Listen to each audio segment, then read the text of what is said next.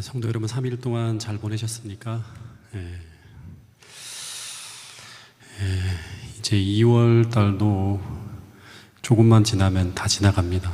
세월이 진짜 엄청나게 빨리 흘러가는 것을 느낄 수 있는데요. 하여튼 코로나는 아직까지 멈추지 않고 계속 이어지다 보니까 우리에겐 좀 아직 좀 피로감이 좀 쌓이는 것 같습니다. 그래도 이제 이번 주부터 아마 백신이 접종이 시작되나요? 그러다 보면 아마 이 코로나 종식되는 날이 머지않아 올 거라는 생각이 듭니다. 오늘은 출애굽기 12장 네 번째 시간을 이제 나가보도록 하겠습니다. 주님께서 6월절 밤에 재앙의 천사와 함께 이제 애굽으로 들어오실 때, 그때 하나님의 백성들에게 그 재앙을 대비해서 어린 양을 잡아서 임방과 문설주에 바르라고 합니다. 근데 그 피는 하나님의 백성에게 구원의 표이자, 그 피를 바른 집은 하나님께 속한 집이라고 하는 이 표시가 돼요. 그래서 그 밤에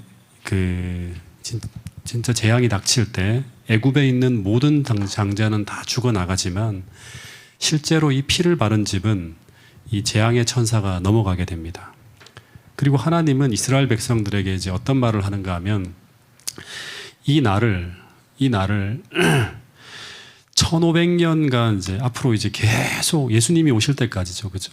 이 날을 기념하면서 이때 행했던 일을 25절에 보면 이 예식으로 기념하라고 합니다.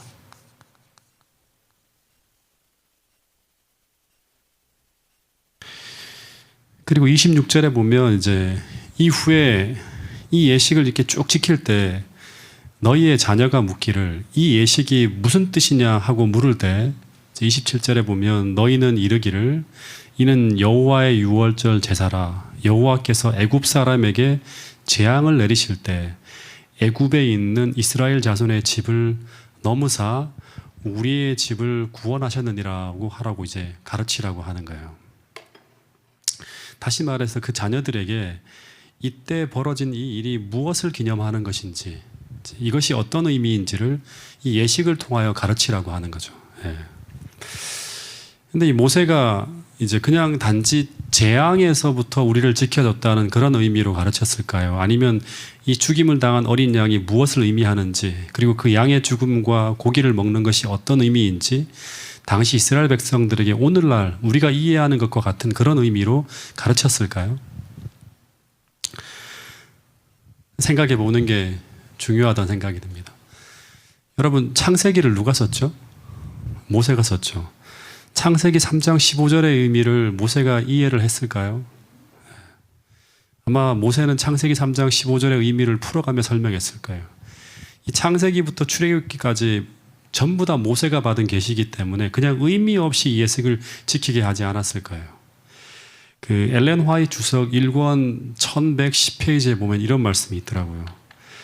모세는 하나님의 아들이 친히 인성을 취하셨을 때 그가 땅에서 하실 사업과 사명을 보았다.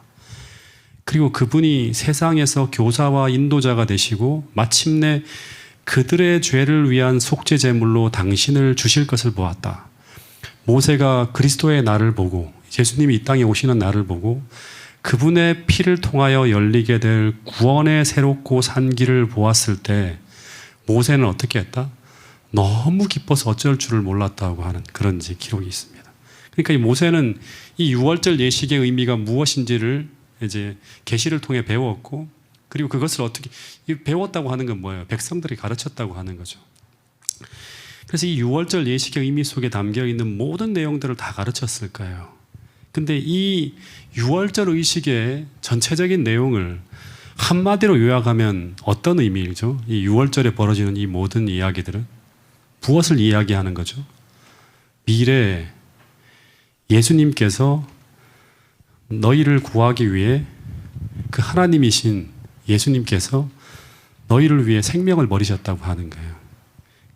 근데 이 생명을 바치기까지 우리를 사랑하신다고 하시는 이 사랑의 불이 우리 마음에 붙어야지만 우리는 뭐 할 수 있다? 출애굽을 할 수 있어요. 예. 하나님을 향해 나가는 출애굽을 할 수 있다고 하는. 그리고 이것이 계속 타올라야지만 우리는 하늘 가나안까지 걸어갈 수 있다고 하는 거예요. 어떤 이제 이야기를 하나 제가 여러분들에게 이제 말씀드릴 텐데, 한국 전쟁이 이제 한참 진행될 때 이제 피난 시절이었던 것 같아요. 이제 부산으로 모든 사람들이 다 몰려들어서 막 정말 이 부산 일대가 난리가 났어요. 진짜 그 좁은 그 땅 안에 전국에 있는 모든 피난민들이 다 몰려드는 거예요. 그때 어떤 목사님이 이제 부산에 보면 범일동이라는 곳이 있는데 거기 이제 그 근처에 이분이 좀 살았대요. 근데 부산 항구에서 이제 기차가 이제 석탄을 잔뜩 싣고 그 범일동 멜축지 근처에 와서 이제 기관차를 바꾸게 된다고 합니다. 근데 그 기관차가 바꾸게 되는 시간이 한 10분 정도 소요가 된다고 해요. 근데 그 기차를 바꿀 때 어떤 일이 벌어지는가 하면 그동안 피난민들이 개미떼처럼 그 화차 위에, 그 기차 위에 올라가서 석탄을 막 끌어내린대요. 그리고 막 그릇에 담고 주머니에 담아서 그걸 가지고 연료로 쓰기도 하고 또는 팔기도 했다고 합니다.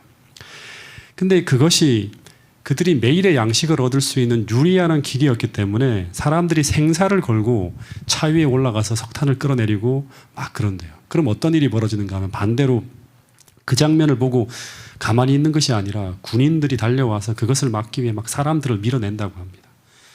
근데 어느 날이었는데 한 40대 남자와 한 10살쯤 되는 아이들이 이제 올라와서 석탄을 막 퍼내고 있는데 아이가 이제 위에 올라가 석탄을 막 퍼내고 밑에서는 그 아버지가 받는 거예요. 던지는 거예요. 근데 군인들이 오니까 막 다 사람들이 뛰어내리는 거예요. 근데 아들도 뛰어내리는데 도중에 큰 석탄 덩어리 하나가 열차 밑으로 툭 굴러 들어간 거예요. 그래서 그 아들이 기어서 그 열차 밑에 들어가서 그 석탄 덩어리를 주워 담으려고 하는 순간 덜커덩하고 차가 움직이기 시작하는 거예요. 사람들이 다 비명을 지르는데 쏜살같이 그 아버지가 뛰어들더니 그 아들을 열차 반대편으로 확 밀쳐내고 그 순간에 아들이 다시 아버지를 보면서 아버지를 구하려고 하는 순간 기관차가 이제 막 지나가는 거예요. 그래서 아버지의 허리 위를 열차 바퀴가 지나갔대요. 근데 아들이 그 마지막 순간에 그 아버지가 큰 고통 속에 죽어가면서 아들을 향해서 기차를 향해 오지 못하도록 피하라고 막 손짓을 하는 것을 봤대요. 근데 그 아들이 봤고 모든 사람들이 다 본 거예요. 그리고 그 아들은 그때 그 아버지가 자신을 구하기 위해 죽어가는 그 너무나 끔찍하고 너무나 처참하고 너무나 충격적인 그 장면을 보면서 그 아들이 평생 그 아버지의 희생과 사랑을 가슴에 담고 살아가게 된다고 하는 거예요. 근데 여러분 6월절이 이런 날이라고 하는 거예요. 그 하나님이 나를 사랑하사 나를 살리기 위해 죽음을 당하시는 그 하늘 아버지의 충격적인 사랑을 정면으로 보고 가슴에 담는 날이라고 하는 거예요. 그 양을 직접 죽이면서 그 피를 흘리고 죽어가는 그 모습을 통해서 그 하나님이 나를 사랑하사 나를 위해 죽음을 당하시는 그 하늘 아버지의 충격적인 사랑을 가슴에 담고 정면으로 보고 가슴에 담는 날. 그게 바로 뭔가 하면 6월절이라고 하는 거예요. 근데 성경은 이 6월절과 동시에 새로운 달력, 그러니까 어떻게 본다 그러면 이 십자가는 새로운 시작, 새로운 역사가 열리게 되는 날이에요. 침례식이라고 하는 건 우리가 중생하는 날, 새롭게 태어나는 날이잖아요. 과거에 내 자아가 죽고 새로운 자아가 살아가는 날, 그게 이제 6월절이잖아요.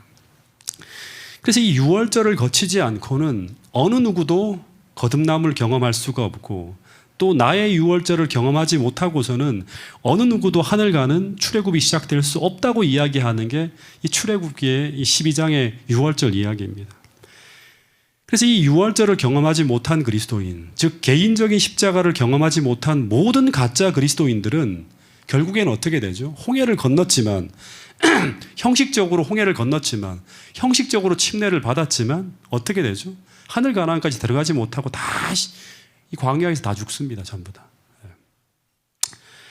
어쨌든 이제 돌아가서 이 모세가 이스라엘 백성들의 구원을 위해서 하나님께서 마련하신 하나님께 준비하신 것들을 이스라엘 백성들에게 다 이야기합니다. 그러자 출애굽기 12장 27절에 보면 이스라엘 백성들이 이 이야기를 다 듣고 난 다음에 어떻게 했다고 하는가 하면 백성이 머리 숙여서 경배했다고 하는 말입니다. 이 백성이 머리 숙여 경배했다고 하는 이 말은 모세가 알려준 모든 기별을 믿고 받아들였다고 하는 거죠. 그리고 그 결과가 뭔가 하면 28절이에요. 이 믿고 받아들였으니까 그 결과가 뭐죠? 그 명하신 말씀대로 다 순종했다고 하는 거예요. 여호와께서 모세와 아론에게 명하신 대로 다 행하니라. 근데 이 행하게 될 때 이 밤에 또 하나 성경에 나오지 않지만 이제 부조화 선지자 보면 어떤 일이 벌어지는가 하면 애굽 사람들 중에는 히브리인의 하나님이 유일한 참 하나님이심을 인정한 사람들이 많았으며, 그러니까 이 열재앙이 쏟아질 때 그때 애굽인들 중에 이 히브리인의 하나님이 유일한 참 하나님이심을 인정한 사람들이 많이 있었는데, 근데 그들이 그것을 깨닫게 될 때 어떻게 하는가 하면 가만히 있을 수가 없죠. 가만히 있는 것이 아니라 히브리인들이 살고 있는 곳으로 막 달려와서 피난처를 얻게 해달라고 애걸 했다고 합니다. 제발 우리 살려달라고 막 했다고 합니다. 아마 온 가족을 다 데리고 와서 제발 우리를 살려달라고, 우리도 여기서 좀 머물게 해달라고 막 간절히 구했겠죠. 근데 이때 이스라엘 백성들은 그들을 어떻게 했다? 그냥 환영한 정도가 아니라 기쁨으로 환영했다. 어서 들어오세요. 막 다 받아들였다고 하는 거예요. 이 사람들이 이후에 야곱의 하나님을 섬기고 그분의 백성과 더불어서 애굽을 나가겠다고 서야겠다고 하는 거예요. 그러니까 이제 이 사람들이 함께 출애굽을 할 때 함께 나가게 돼요. 이 피난처를 얻었던 사람들이. 근데 이 사람들을 성경에서는 뭐라고 표현하는가 하면 이 잡족이라고 이제 이야기해요. 그러니까 이 사람들은 애굽인들뿐 아니라 주석을 보면 이제 대체적으로 애굽에 있었던 힉소스 민족, 그러니까 이제 정권이 바뀌면서 다시금 이제 핍박받는 그런 어떤 이제 노예 계층으로 전락한 힉소스 민족이라든가 아니면 이스라엘과 같이 고통을 당하고 있었던 이제 포로들, 노예들, 이민족들이었을 것이라고 이제 이야기를 합니다.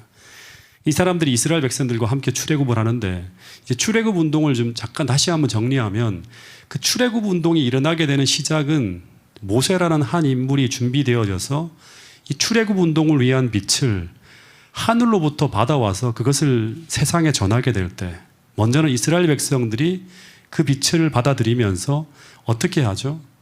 우리가 가야 될 곳이 가나안이구나 하면서 가나안이라고 하는 언약의 땅, 약속의 땅을 향하여 움직이려고 하는 운동이 시작되어져요. 그리고 동시에 어떤 일이 벌어지는가 하면 그것을 막으려고 하는 바로의 저항이 일어나게 됩니다. 그리고 바로의 저항이 일어날 때 동시에 그때 이 하나님의 뜻을 막는 바로를 막기 위해서 어떻게 하죠? 하나님의 개입, 즉 열재앙이 쏟아지는 거예요. 그리고 이것을 보면서 이 열재앙이 막 쏟아지는 하나님의 능력을 보면서 애굽에 있는 많은 사람들이 참 하나님을 깨닫게 되면서 애굽에 있는 하나님의 백성들이 같이 연합하 가세하게 되는 걸 볼 수 있습니다. 그래서 가세하면서 결국엔 가나안으로 떠나는 거예요. 근데 마지막 때도 먼저는 이 하나님의 백성들이 마지막 때예요. 하늘로부터 오는 빛을 받아서 지금 우리가 받고 있는 이 빛이죠, 그렇죠? 이 기별을 성령의 능력으로 전하게 될 때 이 하나님의 백성들은 그들이 돌아가야 될 하늘을 소망하는 재림운동이 일어나게 되고 동시에 그 잃어버렸던 언약을 회복하려고 하는 안식일 준수운동이 일어나게 돼요. 그리고 그것을 막으려고 하는 바벨론의 저항이 뭐죠? 일요일 휴업령이나 매매금지나 사형령 같은 것이 벌어지는 거예요. 똑같은 패턴이에요. 그리고 그때 어떤 일이 벌어진다? 하나님의 역사 개입이 이제 일어나는 거예요. 그게 바로 늦은 비 성령운동과 칠지양 같은 것이죠. 근데 그때 이 늦은 비 성령운동과 칠지양이 막 쏟아질 때 그때 그것을 보면서 하나님께로 돌아오는 바벨론에 속한 하나님 백성들이 나타나게 되는 거예요. 그래서 함께 연합해서 마지막으로 이제 하늘 가나안으로 가는 똑같은 일이 벌어지는 거예요. 어쨌든 다시 돌아가서 그 밤중에 여호와께서 애굽 땅에서 모든 처음 난 것, 곧 왕위에 있는 바로의 장자로부터 옥에 갇힌 사람의 장자와 가축의 처음 난 것까지 다 칩니다. 근데 30절에 이제 막 다치고 막 사람이 죽어나갈 때 그 밤에 바로와 모든 신하와 모든 애굽 사람이 일어나고 애굽에 큰 부르짖음이 있었으니 이는 그 나라에 죽임을 당하지 아니한 집이 하나도 없었다고 하는 거예요.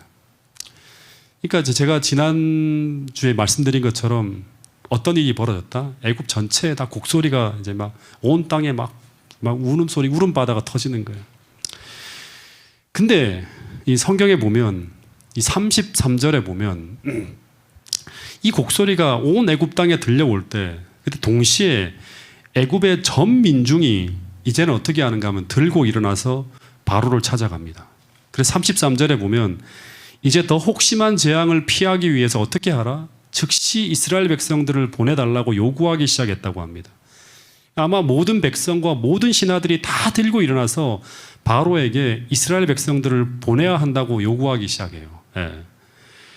그 33절에 보면 6월절 밤 장자가 죽어나간 그 모든 애굽 사람들이 말하기를 우리가 다 죽은 자가 되었도다 하는 그런 얘기를 해요. 우리가 다 죽은 자가 되었도다. 그래서 이 히브리인들을 즉시 보내야 된다고 하는 이 말을 하는데 이 말이 어떤 의미인가 하면 이 장자의 죽음은 하나의 경고라고 하는 거예요. 이 사람들이 생각하기를. 그러니까 이 경고라고 하는 말은 뭔가 하면 히브리인들을 더 붙들어 두면 이 재앙이 초태생의 죽음으로 끝나지 않고 어떤 일이 벌어진다? 이제 전 국민이 죽임을 당해서 히브리인들에게 나라를 빼앗기게 될지도 모른다는 두려움을 이 사람들이 느끼고 있다고 하는 그런 얘기를 하는 거예요. 왜냐하면 계속 재앙이라고 하는 건 더 커지고 있어요. 더 무서운 재앙으로 계속 닥쳐오는 거예요. 그럼 마침내 장자의 죽임까지 당했는데 이제는 이 장자의 죽음으로 끝나지 않고 더 막아두면 어떻게 된다?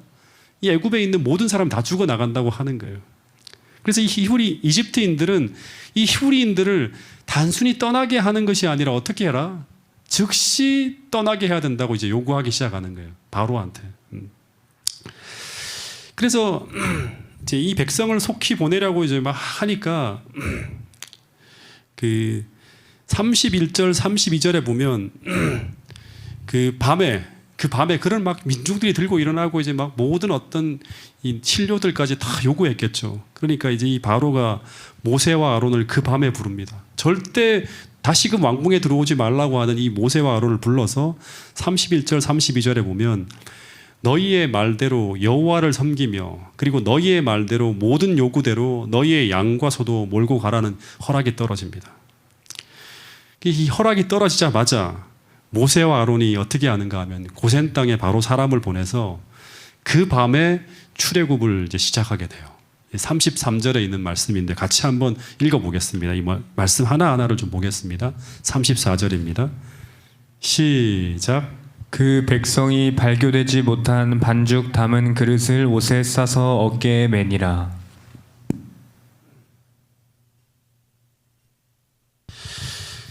여기 보면 이제 이제 막 밤에 바로의 허락이 떨어졌어요.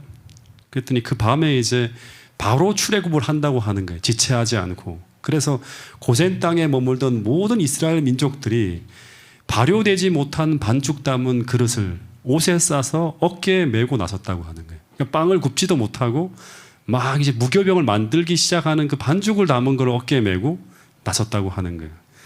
그러니까 이 출애굽 상황이 어떻다는 걸 얘기하는 거예요. 굉장히 급박하다고 하는 걸 표현하고 있는 거죠.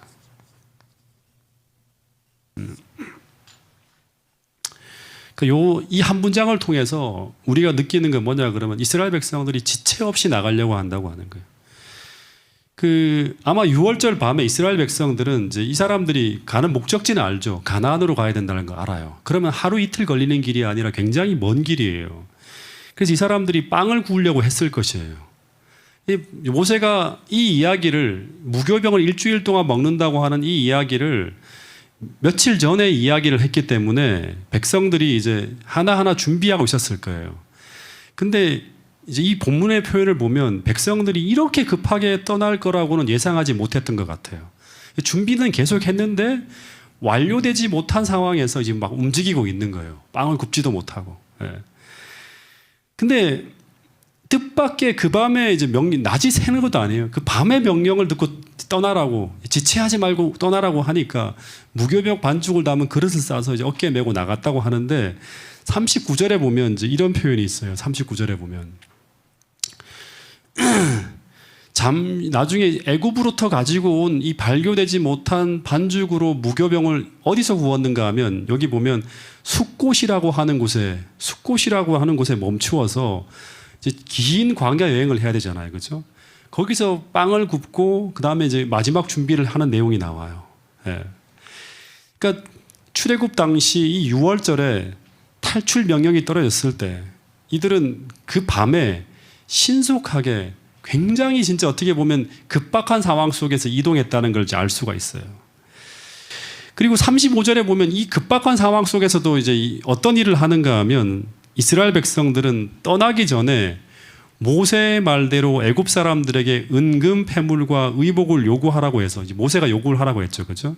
그래서 노동의 벼슬을 다 받아서 이제 그 재물을 받아서 이제 그 35절, 36절에 보면 애굽을 떠나게 되는 걸 볼 수 있습니다. 근데 하나 물어볼게요. 출발 사인이 떨어지면 동틀 때 이제 아침에 출발해야 되잖아요. 200만 명에 되는 엄청나게 많은 사람들이 나가는데 왜 이 밤에 이 사람들이 떠나야 했을까? 우리 생각해 볼 수 있겠죠. 왜 지체하면 안 됩니까? 네. 그 이유는 또다시 말하지만 이 상황은 잠시 문이 열려 있긴 하지만 또다시 바뀔 수 있기 때문이에요. 재앙이 내리는 동안 하나님의 능력이 나타나면서 그들을 학대해 오던 자들이 지금 공포에 사로잡히고 있을 그때 이스라엘 백성들은 그 애굽을 떠나야 됐어요. 왜냐 그러면 이제 이 구원받을 수 있는 이 기회를 놓치게 되면 어떻게 된다? 다시금 구원의 문이 닫혀요. 그럼 나갈 수 없는 상황이 벌어질 수 있다고 하는 거예요. 근데 마태복음 24장에 보니까 마지막 때도 이런 비슷한 패턴으로 우리가 움직여야 될 때가 온다고 하는 말씀이 있어요. 그 예수님께서 어떤 결정적인 사인이 이제 세상에 떨어지게 되면 종말에 그 하나님 백성들은 그 떠날 준비를 하고 있다가 지체 없이 떠나야 된다고 하고 있어요. 그래서 이 사인이 떨어질 때 움직이라고 하는 이제 말씀이 나와요. 24장 15절부터 19절 말씀을 같이 한번 읽어보겠습니다. 시작. 그러므로 너희가 선지자 다니엘이 말한 바 멸망에 가증한 것이 거룩한 곳에 선 것을 보거든 그때 유대에 있는 자들은 산으로 도망할지어다.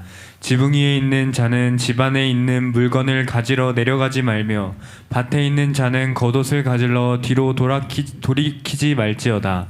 그날에는 아이벤 자들과 젖먹이 된 자들에게 화가 있으리로다. 저 히터 하나만 끄죠. 네, 이쪽에 있는 거. 여기 보면 선지자 다니엘이 말한 것처럼 멸망에 가증한 것이 거룩한 곳에 선 것을 보거든 잃는 자는 깨달으라고 하는 거예요. 이 선지자 다니엘이 말한 바 멸망에 가증한 것이 거룩한 곳에 서는 것은 이제 이 어떤 건지 아시죠, 그렇죠? 1차적으로는 예루살렘 멸망 당시 로마 군대가 예루살렘을 포위하는 거예요. 멸망에 가증한 것이 거룩한 곳에 서는 것은. 근데 이때 이런 징조가 나타나면 어떻게 하라고 하는가 하면 유대에 있는 자들은 산으로 도망하라고 하는 거예요. 그리고 이때 지붕 위에 있는 자는 이 지붕 위에서 뭐 어떤 일을 하고 있는 자는 집안에 있는 물건을 내려가지고 막 가려고 하지 말라고. 출애굽 때와 비슷하죠. 바로 어떻게 알아? 이 성을 빠져나가라고 하는 거예요. 그리고 심지어 밭에 있는 자는 밭일을 하고 있는 사람이죠. 겉옷을 가지려고 뒤로 돌이키지 말 정도로 그렇게 신속하게 성을 빠져나가야 된다고 이야기하고 있어요. 근데 왜 그렇게 해야 되는가 하면 또다시 말하지만 잠시 탈출을 위한 기회가 열리지만 그러나 로마 군대는 다시 돌아오게 되기 때문에요. 그래서 기회가 열려 있을 때 어떻게 알아? 하나님 백성들은 신속하게 나가야 된다고 하는 거예요. 예루살렘 멸망 사인이 나타나고 그 도성에서 이제 신속히 탈출하라는 그 탈출 명령이 떨어지면 서둘러서 어떻게 알아? 모든 것을 다 내려놓으라고 하는 거예요. 그러니까 예루살렘에서 어떤 일을 해왔던지 간에 그 다 내려놓고 신속하게 주님께서 알려주신 피난처를 찾아서 그곳을 떠나야 된다고 하는 거예요. 탈출할 때 이제 이 모든 이야기들은 한마디로 말하면 성 안에 있는 것들 중에서 아무 곳에도 미련을 두지 말고 그 도성을 빠져나가야 된다고 하는 거예요. 근데 이 예언이 이제 이중 성취 예언이라고 해요. 마태복음 24장에 있는 이 예언이 똑같이 예루살렘 멸망 당시뿐 아니라 종말에 또 한 번 어떤 일이 벌어진다? 이 멸망에 가증한 것이 거룩한 곳에 서는 일이 벌어진다고 해요. 이제 계시록에 보면 나오죠, 그죠? 그래서 종말에 하나님 백성들이 이 세상을 또다시 빠져나가야 될 그때 온 세상을 이 사단의 대리자가 포위하는 일이 벌어지게 되고, 그리고 하나님 백성들은 이 세상에서 더 이상 생존이 불가능하게 되는 그런 때가 온다고 하는 거예요. 거기서 머물러서는 살 수가 없는 그런 어떤 세상이 온다고 하는 거예요. 근데 그날이 시작될 때 하나님은 잠시 하나님 백성들을 안전한 곳으로 피난시키기 위한 길을 열어줄 때가 있을 텐데, 그때 우리는 어떻게 해야 된다? 똑같이 우리가 세상에서 무슨 일을 하고 있든지 간에, 내가 세상에서 얼마만큼 많은 보물을 쌓아두었든지 간에, 내가 어떤 인간관계로 맺어졌든지 간에 그 모든 것을 어떻게 하라? 신속하게 내려놓고 가장 신속하게 하나님께서 열어주신 그 구원의 기회를 보면서 하나님께서 인도하시는 그곳이 광야든지 산이든지 어디든지 탈출해 나가야 될 때가 있다고 하는 거예요. 그 실제로 예루살렘 멸망 당시에 이제 로마 군대가 예루살렘 성을 포위한 후에 갑자기 어떻게 하는가 하면 이 포위를 풀고 로마로 돌아갑니다. 돌아간 이유가 뭔가 하면 이 로마에 변란이 생겨서 어쩔 수 없이 군대를 철수시킬 수밖에 없는 상황이 벌어져요. 근데 이때 예루살렘 성내에 있는 사람들은 만세를 외치면서 승리를 막 외치고 있었지만, 그때 성경과 예언을 아는 모든 그리스도인들은 어떻게 하는가 하면 이 예언을 기억하고 있기 때문에 그 진짜 진실하게 이 예언을 따라서 살아가고 있었던 사람들은 한 사람도 빠짐없이, 단 한 사람도 빠짐없이 성문을 빠져나와서 펠라라고 하는 곳으로 다 피난했다고 하는 기록이 있습니다. 이 사람들은 성 안에서 내가 그 사람들이 얼마나 열심히 일하면서 많은 재물을 쌓아두었던지, 어떤 일을 해왔던지 그 모든 것에 대한 모든 미련을 버리고 그곳으로 빠져나갔다고 하는 거예요. 왜냐 그러면 그곳은 멸망할 곳이라는 것을 알기 때문에. 멸망할 곳이라는 걸 알기 때문에. 마찬가지로 출애굽 당시 하나님 백성들은 이제 애굽에 대한 모든 미련을 버리고 모든 것을 정리하고, 다 정리해야 돼요. 다 이제 가나안으로 갈 때는 다 정리하고 떠날 사람처럼 간촐하게 여행을 할 사람처럼 준비하고 있다가 그 탈출 사인이 내려졌을 때 그들은 바로 그 밤이에요. 동이 틀 때까지 기다리는 것이 아니라 그 밤에 출애굽을 시작합니다. 여러분, 이 말씀을 우리가 어떻게 이해하고 생각해야 되는가 하면, 우리는 계속 언제라도 이 세상을 어떻게 살아야 되는가 하면 머물 사람처럼, 오래 머물 사람처럼 사는 것이 아니라 언제라도 떠날 사람처럼 살아야 된다고 하는 거예요. 이 말은 어쩌면 이런 말로도 해석될 수 있겠죠. 오늘 내 생명이 끝나더라도, 다시 말해서 내가 언제 죽더라도 내가 내일 재림을 맞이할 수 있는 그런 신앙인으로 살아야 된다고 하는 거예요. 오늘 내가 생명이 끝난다 하더라도, 오늘 길을 가다가 내 생명이 끝난다 하더라도 내일 눈을 뜨면 재림을 맞이할 수 있는 그런 삶을 지금 우리가 살아가야 된다고 하는 거예요. 제가 어제 우리 김영희 성도가 돌아가셨다는 이야기를 듣고 장례식장을 다녀왔는데, 그분이 화장실에서 이제 쓰러져서 돌아가셨다고 하는 이야기를 들었어요. 그러니까 사람들이 전부 다 너무나 뜻밖의 죽음을 이제 경험하게 되어서 다 놀라고 있는 그런 어떤 이야기를 들었는데, 여러분, 오늘 우리 생명도 그렇게 끝이 날 수 있을까요? 화장실 들어갔다가 갑자기 그냥 우리가 생명이 끝날 수도 있겠죠. 그러면 이 김영희 성도의 삶 속에서는 그 다음 날이 어떤 일이 될 수 있을까요? 예수님 재림을 맞이할 수 있는 그러한 날이 될 수도 있겠죠. 만약에 오늘 우리에게 믿음이 없다면 그 다음 날이 뭐가 되는 거예요? 예수님 삼림을 맞이하는 날이 되는 거예요. 2000년이 더 흘러가면서. 여러분, 오늘 내 생명이 끝나더라도 언제라도 나는 그 모든 것을 다 내려놓고 하늘로 갈 준비를 하며 오늘을 살아야 된다고 하는 거예요. 근데 그 준비 중에 가장 큰 준비가 뭘까요? 그 준비 중에 가장 큰 준비가 뭘까요? 우리는 하늘 가나안이라고 하는 것이 우리의 최종적 목적지잖아요. 그죠? 우리 인생이 딱 끝났을 때 그 모든 것이 다 무엇을 위해 살았다? 하늘 가나안을 준비하는 삶을 살았다고 하는 것이 평가가 되어져야 돼요. 그러면 오늘 우리에게 가장 중요한 준비는 뭘까요? 하늘 가나안으로 가는 사람에게 제일 중요한 준비가 뭘까요? 다시 말하면 6월절이에요. 6월절.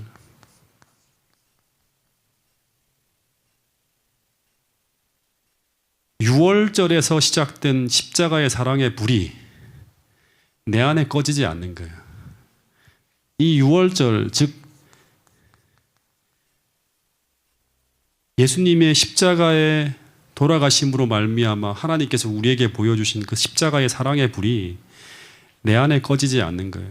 이게 꺼졌다 그러면 우리에게는 뭐가 없는 거예요? 피가 발려지지 않은 거예요. 예.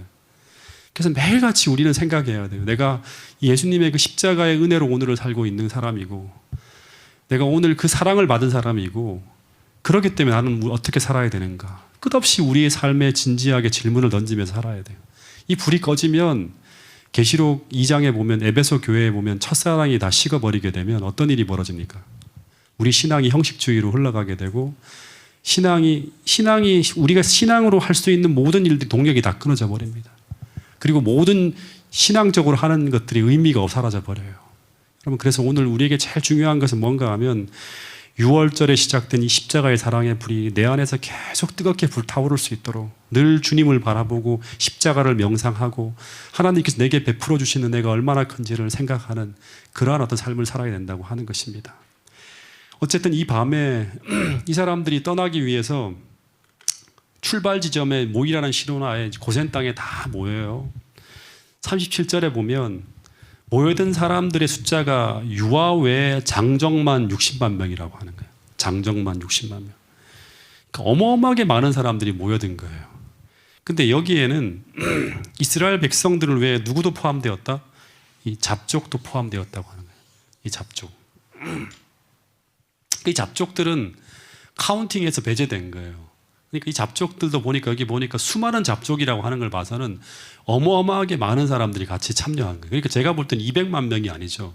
장정만 60만 명이라고 하면 당시에 4인 가족이겠어요? 당시에 더 많은 가족들이 있을 거 아니에요. 잡족까지 포함되어지면 300만이 더 되는 사람들이 아마 몰려들었을지 모르겠어요. 근데 이 사람들이 이제 가나안을 향해 이 밤에 떠납니다.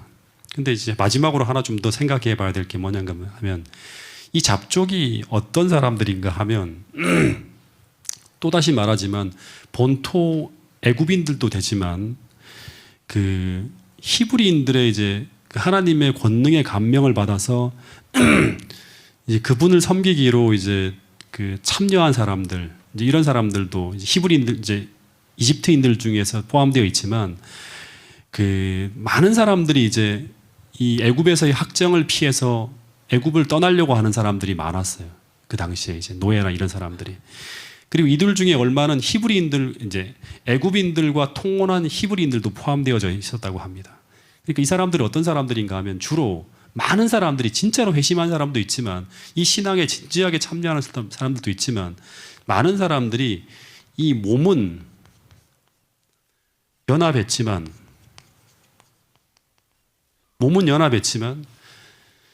실제적으로는 그 신앙은 생기지 않은 사람들이 많았어요. 그러니까 다시 말하면 회심하지는 못한 사람들이 참 많았다고 하는 거예요. 그래서 이 사람들이 이제 이 회심을 하지 못하고 유월절을 경험하지 못한 사람들은 이제 바로 뭐를 만나는가 하면 이제 구원을 받았을 때는 되게 막 감동을 느끼지만 바로 시작되는 게 뭐냐 그러면 광야길을 걸어가잖아요. 이 사람들은 애굽에서 나왔던 것을 바로 후회합니다. 아, 내가 왜 애굽을 떠나왔지 하면서 애굽에서 먹었던 그 진미를 그리워하고 힘들 때마다 원망하고 불평하는 일들에 늘 앞장섰던 사람, 늘 그 불평이 시작됐던 사람이 누군가 하면 몸은 연합했지만 신앙은 없고 회심을 하지 않은, 다시 말하면 예수님의 그 십자가의 그 희생이 를 통한 그 십자가의 사랑이 그 마음에 새겨지지 않은 사람들은 계속 끝없이 어디로 돌아가려고 하는가 하면 애굽으로 이스라엘 백성들을 돌아가려고 하는 그 반출애굽 운동에 계속 이제 중심에 서는 사람들이 이 사람들이었다고 하는 거예요. 민수기 11장 4절 5절 중에 보면 이런 말씀이 있어요. 같이 한번 읽어보겠습니다. 시작. 그들 중에 섞여 사는 다른 인종들이 탐욕을 품음에 이스라엘 자손도 다시 울며 이르되 누가 우리에게 고기를 주어 먹게 하랴. 우리가 애굽에 있을 때에는 값없이 생선과 오이와 참외와 부추와 파와 마늘들을 먹은 것이 생각나거늘. 여기 보면 시작이 그들 중에 섞여 사는 인종들, 이 잡족이라고 이제 표현되어졌던 사람들. 이 사람들이 뭐를 품음에? 탐욕을 품에. 시작이 이제 문제의 시작이 여기서 시작되는 거예요. 그랬더니 이스라엘 자손들도 같이 이제 동참하는, 그러면서 반출애굽 운동, 다시금 애굽으로 돌아가려고 하는 운동이 시작되는 거예요. 그게 반역이죠. 그러니까 이 사람들은 어떤 사람들이다? 몸은 연합했지만 회심하지 않고 단순히 애굽에서의 재앙을 피해서 혹은 이 거대한 출애굽 운동에 대한 호기심에 따라온 사람들이 대부분이었다고 하는 거예요. 그래서 이들이 많은 일의 문제의 중심에 있었고 많은 부정적인 일이 벌어질 때 같이 동참하면서 이 광야 교회를 어렵게 만든 그러한 장본인들이 바로 이 사람들이었어요. 여기 보면 이제 이런 말씀이 있어요. 부조와 선지자에 보면 유아 외에 보행하는 장정이 60만 가량이요 중다한 잡족이 그들과 함께 출발했다. 이 무리들 중에는 이스라엘의 하나님을 믿는 신앙 때문에 나온 사람들도 있었을 뿐 아니라 그런 사람도 있어요. 그죠? 재앙을 피하기 위해 나온 사람들이 있었고 흥분과 호기심으로 덩달아 이동하는 군중을 따라 나온 숫자도 상당히 많았다. 이러한 부류의 사람들은 언제나 이스라엘 백성들에게 방해와 올무가 되었다고 하는 거예요. 왜 이들이 문제가 되는가? 또 이야기하지만 이들의 마음에는 십자가의 믿음과 사랑이 없기 때문이다고 하는 거예요. 다시 말하면 이들은 회심하지 않았기 때문이라고 하는 거예요. 그러니까 우리가 광야에서 인내하고 참고 그 고난의 길을 걸어갈 수 있는 힘은 어디에서 오는 거다? 서두에서 말했지만 십자가의 사랑에서 나오는 것이고 더하여서 그 십자가의 사랑이 불타오르는 회심한 사람들에게 계속 부어지는 하나님의 은혜와 능력을 경험하는 사람들만이 그 길을 걸어갈 수 있는 거예요. 그러니까 예수님에 대한 사랑이 있어야지만 고난을 견딜 수 있고 그래서 그런 사람들이 어떻게 한다? 그 고난 중에 하나님께 구하는 거예요. 하나님 은혜를 주시고 능력을 달라고. 그러면 그 은혜와 능력을 받아서 그 고난의 길을 걸어가는 거예요. 근데 이것이 없다면 문제가 나타날 때마다 어디를 그리워한다? 애굽을 그리워하고 그리고 신앙생활, 교회생활 계속 불평하고 원망하는 일들이 끊임없이 벌어지는 거예요. 이런 말씀을 볼 때 오늘날 교회에서 벌어지고 있는 수많은 문제의 중심에는 뭐가 있다? 회심하지 않은 신자들이 계속 늘어나고 있기 때문이라고 하는 거예요. 이 십자가의 능력과 은혜를 경험하지 못한 교회 구성원들이 많고 교회에 계속 다니지만 회심하지 않는 거예요. 십자가의 사랑이 그들의 마음속에 없다는 거예요. 그 일들이 계속 뭐를 일으킨다? 교회에 어떤 여러 가지 문제를 일으킨다고 하는 게 출애굽기를 통해서 우리에게 보여주는 굉장히 중요한 인사이트라고 하는 거예요. 더하여서 오늘날 교회 안에 수많은 신자들의 마음에 십자가의 불이 꺼져버렸기 때문에 이런 문제들이 생긴다고 하는 거예요. 그 신앙으로 하나님의 은혜와 주님의 사랑으로 문제를 풀려고 하지 않아요. 전부 다 인간적인 방법으로 문제를 풀려고 하는 거예요. 그래서 이런 문제를 볼 때마다 오늘 우리에게 그런 일이 벌어질 때마다 오늘 우리는 어떤 생각을 해야 되는가 하면 우리는 다시금 기본으로 돌아가야 한다고 하는 것입니다. 십자가로 돌아가야 되고 다시금 그리스도의 십자가의 사랑과 회개를 통해 그리스도를 우리 마음의 중심에 모시는 일들이 필요하다고 하는 것입니다. 다시금 주님을 위한 헌신을 새롭게 할 수 있는 그런 신앙의 동력은 어디서 만들어진다? 주님을 뜨겁게 사랑하는 그 십자가의 사랑에서만이 모든 신앙의 원동력이 만들어진다고 하는 거예요. 이 불을 가지고 어디로 간다? 하나님 보좌 앞으로 나가는 거예요.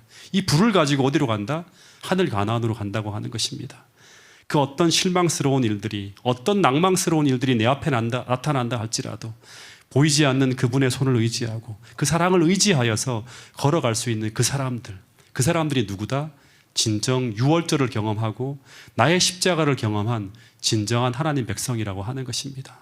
오늘 혹여 우리의 마음속에 그런 불들이 꺼져 있다면 혹 우리의 마음속에 이런 불평과 원망과 그런 일들이 벌어지고 있다면 다시금 우리 안에 예수님을 모시고 그 십자가의 사랑이 다시금 우리 안에 불붙을 수 있도록 십자가 아래로 돌아가시는 여러분과 저가 될 수 있기를 간절히 바라면서 오늘 말씀을 줄이도록 하겠습니다.